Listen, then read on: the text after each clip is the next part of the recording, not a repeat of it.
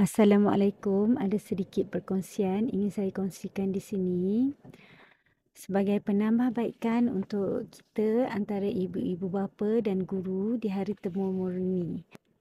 Okey, kat sini saya ingin keutarakan beberapa perkara. Okey, yang pertama, pendidik haruslah lebih beretika dalam berinteraksi dengan ibu bapa, iaitu dengan menggunakan bahasa yang lembut dan tidak menyinggung perasaan mana-mana parents.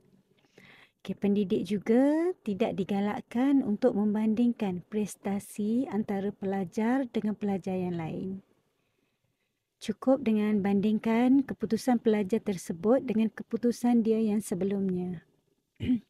Kerana perkara itu kalau berlaku dapat menyinggung, boleh buat perasaan parent dan pelajar itu sendiri tersinggung. Kerana setiap pelajar dia ada kelebihan dan kelemahan dia masing-masing. Tidak ada yang sempurna semuanya. Di samping itu, gunalah panggilan yang lebih sopan untuk parent seperti encik, cik, tuan atau puan. Saya juga dalam bidang yang sama, iaitu customer service dan berjumpa dengan ramai orang dan memang menggunakan panggilan tersebut, dan ia akan membuatkan orang yang kita jumpai itu akan rasa lebih selesa dan dihormati. Lagi satu, kita tunjuklah contoh yang baik sebagai seorang pendidik untuk anak-anak kita, generasi masa depan ni. Tak kiralah kita ni seorang guru ataupun ibu bapa, semua berperanan sebagai pendidik.